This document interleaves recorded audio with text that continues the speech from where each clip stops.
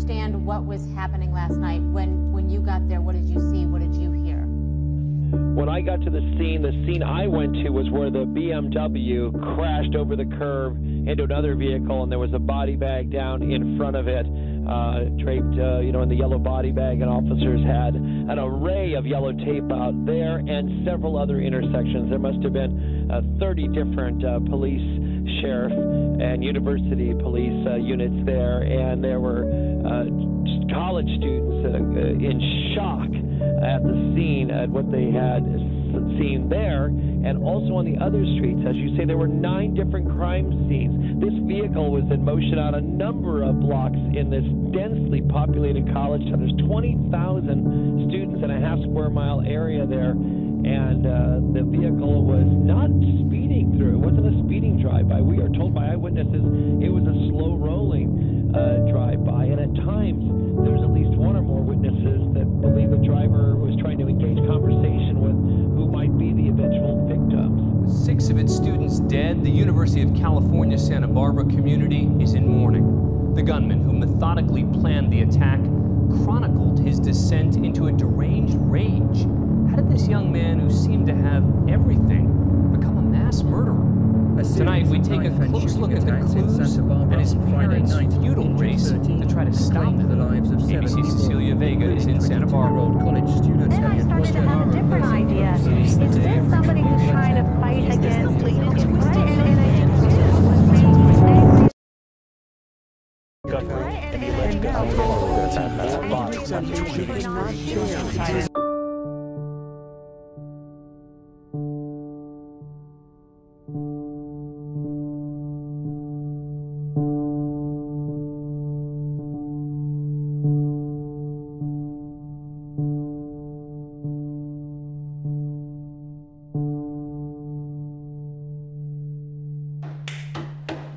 Hey, can you screw the top onto my jug? Yeah. Appreciate it. What ray whenever you are? I don't think that's Actually, part of No, it's technically not a part city. of Goleta. It's Goleta. And so, but the problem is because you live right by UC Santa Barbara, and UC Santa Barbara is It's a in more Santa well-known Barbara, name. Yeah. So they call it that take instead of on a lot University the of Goleta. responsibilities for Ivy. Hi, my name is Antoine Cherchian. I originally grew up in New York City.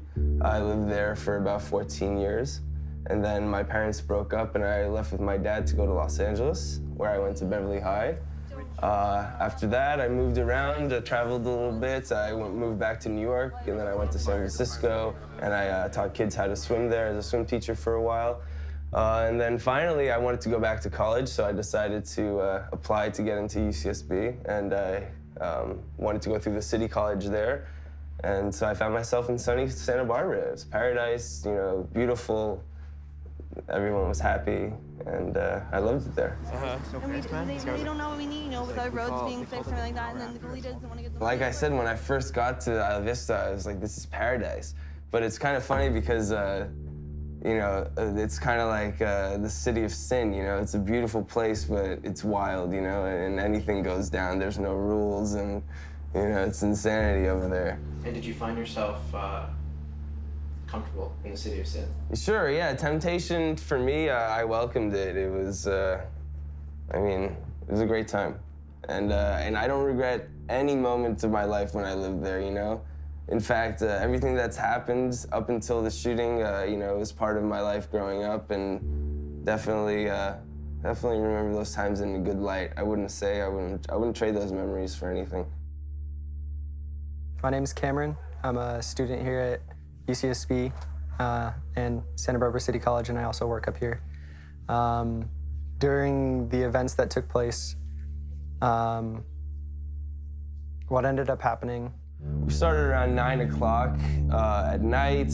Me and my buddy Xander, we went to my friend Mel's house. This girl, she invited us over and immediately started taking shots of tequila. Around 9:30, and we skated from our house on Trigo, turned right, went down Sabado, and as we're skating, halfway down the street, I hear a few pop, pop.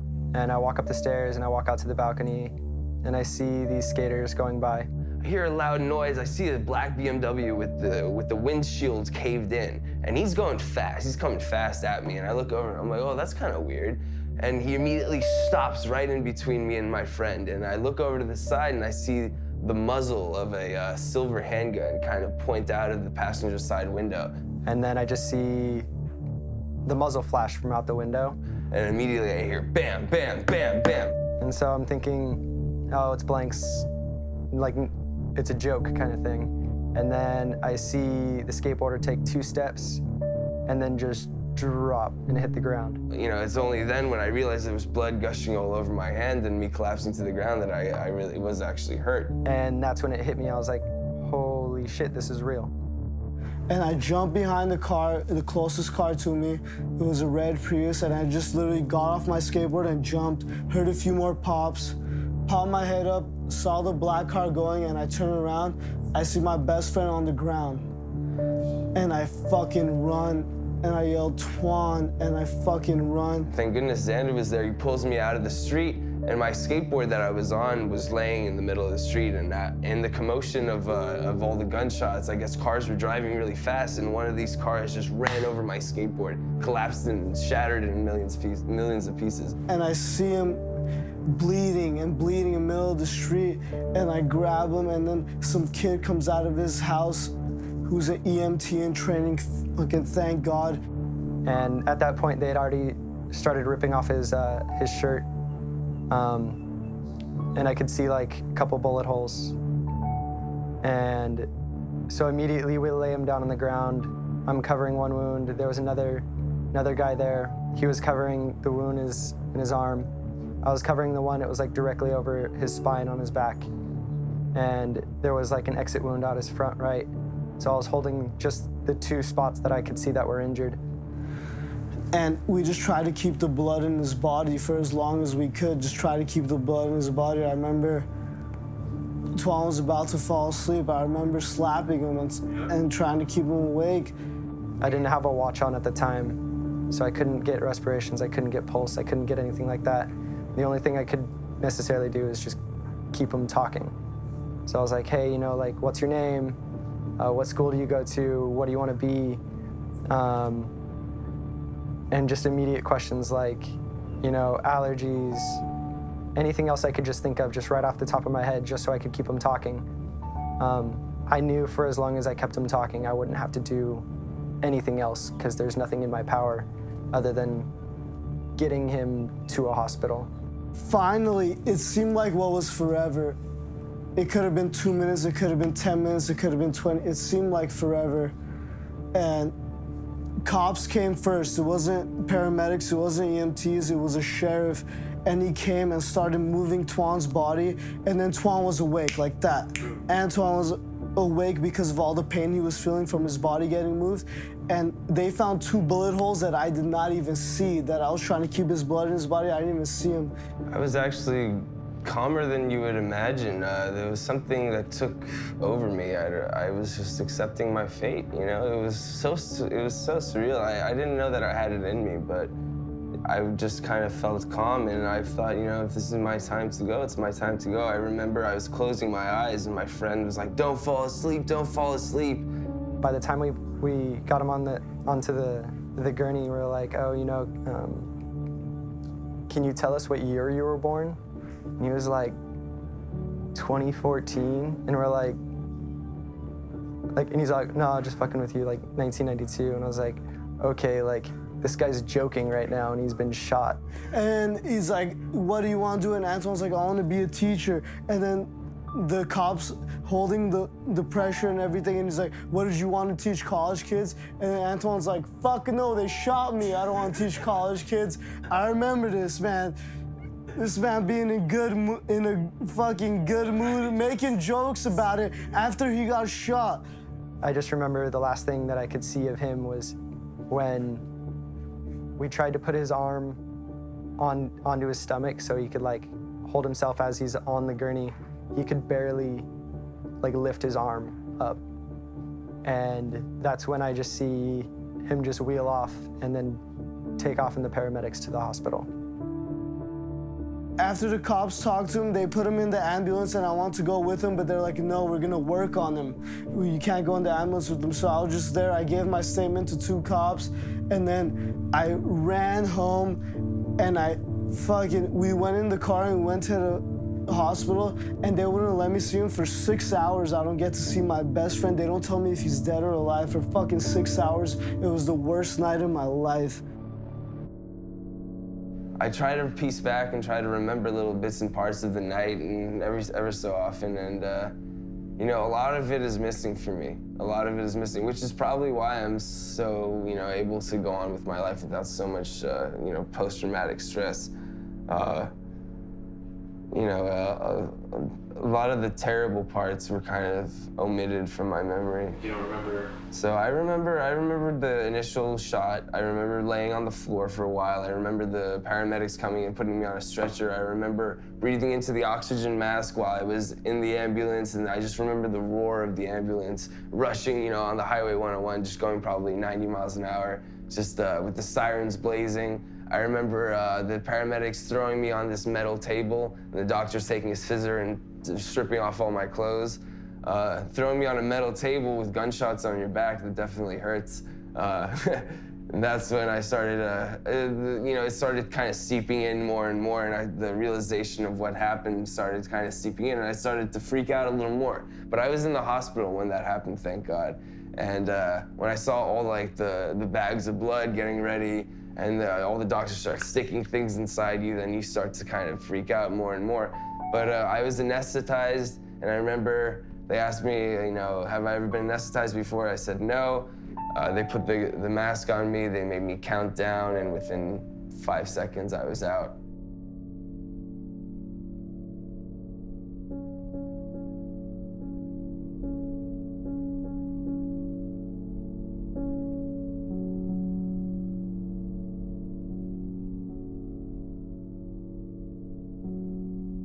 Suddenly my eyes open, and it was kind of like being born again. You know, I was in the trauma center where there was a skylight, so there was all this light shining in, and it was a white room and stuff, and doctors with white coats. And I opened my eyes, and I could barely see. It's all fuzzy, and I see, you know, like all the doctors and stuff standing around me and stuff. And I wake up, and I look on the screen, and CNN is playing. And I see a big picture of Elliot Rodger's face.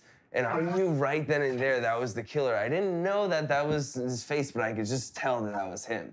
And I look to the side, and I can't speak, and I just point at the TV, and the doctor's like, oh my goodness, I'm so sorry. And he turns it off and changes it to a football game.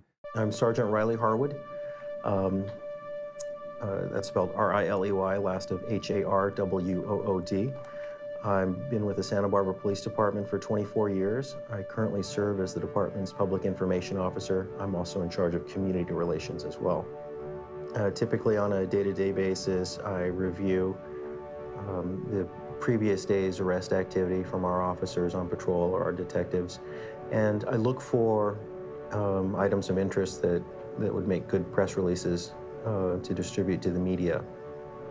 A lot of what we do here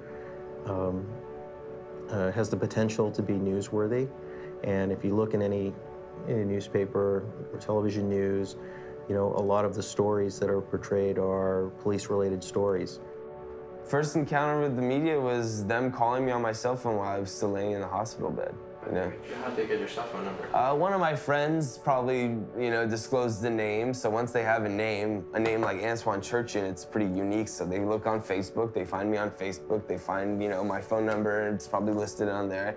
And, you know, like nowadays you can find anybody, anywhere. So, and then the flurry of gift baskets and phone calls and emails and texts and all that stuff started coming, and I denied everybody because I wasn't at a point in time where I wanted to talk to them about that stuff. I feel like media, no matter what, will be there just because, sure, everybody is so in touch, they want to know everything, but at the same time, if they do want to know, there should be limits to what they do know or what they do release. The one thing is that they shouldn't release the killer's name, motives, anything like that, because I feel like that's spreading the hate that he was trying to get across from the beginning. If I sit in front of a computer and they play that stuff, I'm gonna grab the computer, I'm gonna throw it out the window. Like, come on, bro. Why is that? It just, hard. Because everything he's saying is just gonna remind me of what happened to my friend, what almost happened to me, what happened to the other kids in Isla Vista. Just because you have problems doesn't mean you should take it out on other people. This kid needed mental help, he really did. Well, you know, the media, the minute that something like this happens, you know, his 60-page multimedia manifesto and all his YouTube videos get, you know, like 10,000 or 100,000 views, and everybody starts talking about him and blah, blah, blah and stuff. And yeah, he had a lot of coverage for what, 5-10 days, and then after that, it died down. What did the coverage shift to after that?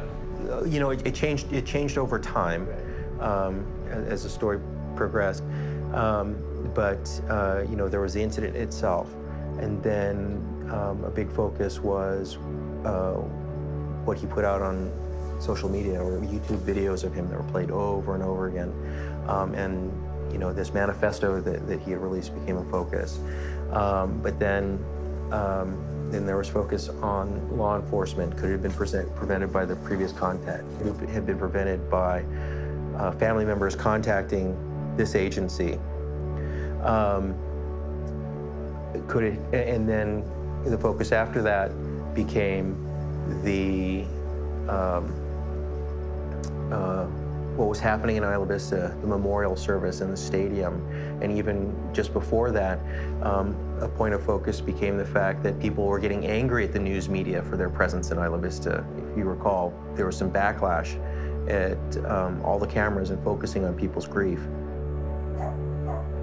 And then the media coverage after that, having so many people, so many newscasters, everything flooding our streets wasn't what we needed. It was one of those, they were too busy trying to get media coverage for their personal gain out.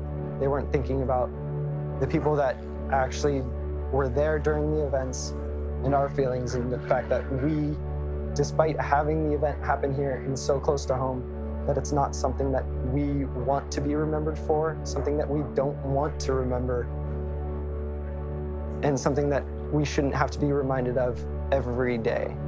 From what I hear, no one talked to the media. There was like, you know, news vans camped outside other people's houses and stuff, and, you know, I don't know if they ever got a story. I mean, everyone told me not to talk to the media, so I just listened to them, and I felt like, what am I gaining out of saying that? I know the media twists everything, you know, I don't know what they would have done, but I just didn't want that kind of publicity. I wanted to be with my friends and family. I didn't want to be with someone sticking a microphone in my face. That's what freaked me out the most, is that after the incident, since I didn't know if he was okay or not, I didn't know if what I had done during that was enough. And that's what like freaked me out the most, is like, was I not doing the right thing? Was I not doing this? And it's like I couldn't get that reassurance because the only person that they cared about was the killer. And they focused mostly on the perpetrator, and they didn't focus on the victim. And did you buy into that? Huh? Did you buy into that? Well, you kind of just buy into whatever they show you on the media. You know, that's the problem with the media, is they depict whatever they want. You know, they're writing the story, and then they're bringing it to the world. So people that have no idea about the situation just get a one kind of track perspective, and it's only the media's, you know? And how do you really know the true story if you don't have all the aspects of it and all the contingencies? So that's why I disagree with the media, because they're generally very biased, and you know, sometimes they do a good job, but I think it's more entertaining than anything else. I don't think it's super factual 100%. You know, it's always one person's idea and perspective. I don't think I'm alone. I think especially the 6 families that were affected by this the most would rather appreciate that their children be remembered than not the person that killed them. That's the only reason that I'd want to talk to the media, is to make sure that something like this would never happen again. But how do you do that? How do you like, you know, relay that message? It's kind of hard. You know, I don't believe in saying the person's name or showing the person's picture who committed these things. I think history should not remember that person's name, but should remember the name of your son and all the others who lost their lives and have had their lives forever changed. When the media puts the shooter's name out there, they put his picture out there, they put his videos out there. They're giving the shooter exactly what they wanted. I agree. They're completing the shooter's plan.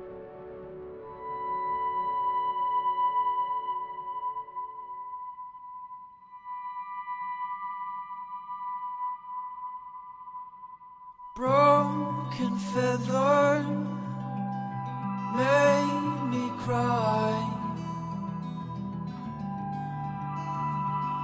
Lost and wounded, realized lies. Two very incredible, beautiful people.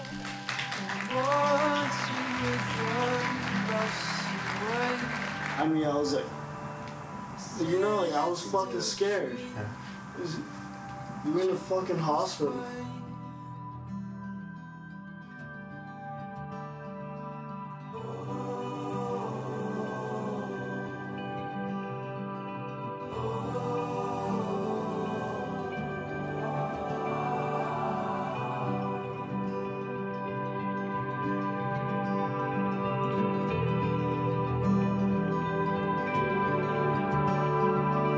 Broken feather scattered down from the sky,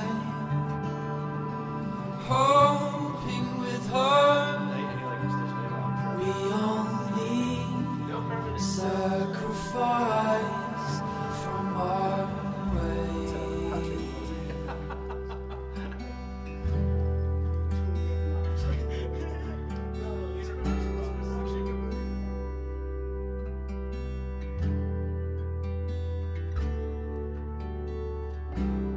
You're the sky, you're the ocean. You're the sky, you're the ocean. You're the sky, you're the ocean. We are the sky, we are the ocean.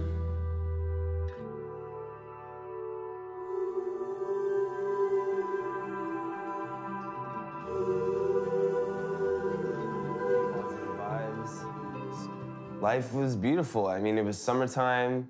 I got shot around May 23rd, 24th. So, you know, right when I got out, school was over, the sun was out.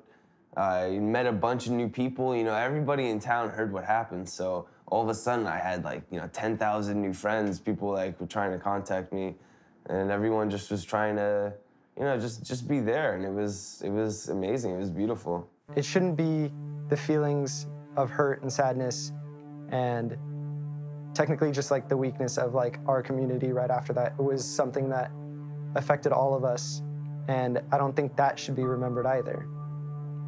But I think the events that it led to, the emotions, the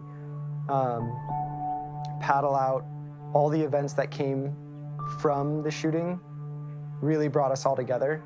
2 words: IV strong. I mean, people made little wristbands, they made shirts. The whole community was aware, and they were proactive with, just never again. These events always have a tremendous impact on everyone, and we might not portray it outside of the organization. But knowing my colleagues here and having experienced very traumatic situations, like what transpired in Isla Vista, it has a toll. It affects us emotionally and who we are as people. But I can tell you that first and foremost, when we respond to incidents like this, our first priority is always the welfare of the victims.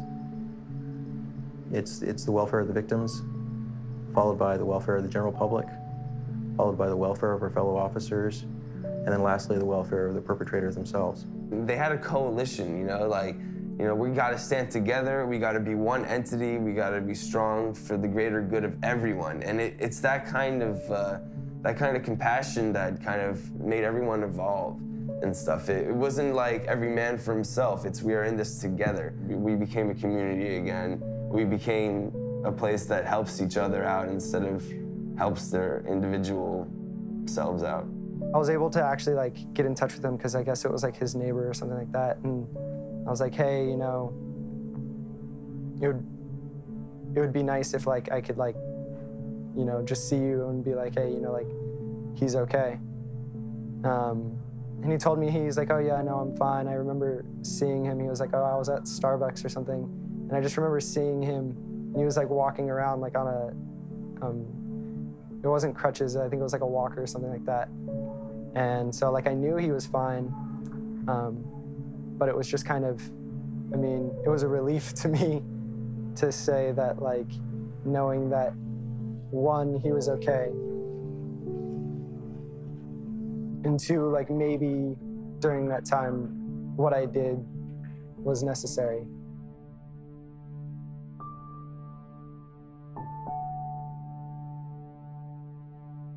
I don't know why these things happen in fucking paradise, but they fucking do. They only happen in places where there are no problems, where there are no shootings. These things happen.